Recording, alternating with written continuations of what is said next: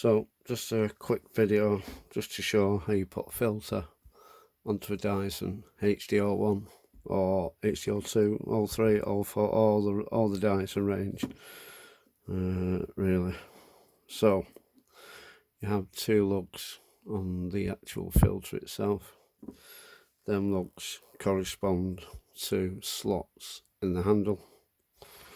So we have a slot here and a slot here. Them slots are opposite your switch. So on the opposite side of your switches, you have two slots there where them lugs go into. So all you do is you put your filter on with your lugs facing the hairdryer. Yeah, so it switches opposite your switches, and then you put, let's have a look. Can be a little bit tricky to get in these sometimes, but it does go in. So you put one of your slots in, which is in there, and then you just feed your filter round, and then your other side goes in, and it's nicely closed up there on that seam. So all you do now is put your screws in to hold it down. So you'll have two screws.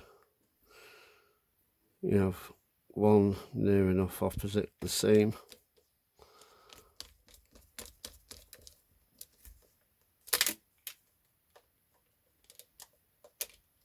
so look, come on, there you go, one nearly opposite the seam, and then one near the closure there.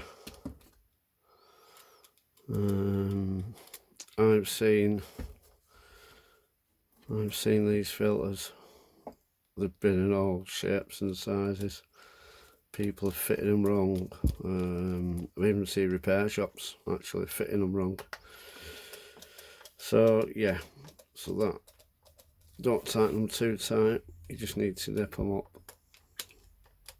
because it's only going on plastic on top here and plastic on top there. And if you tighten them too tight, it's just going to mushroom them out. And that is how you fit an inner filter onto the Dyson.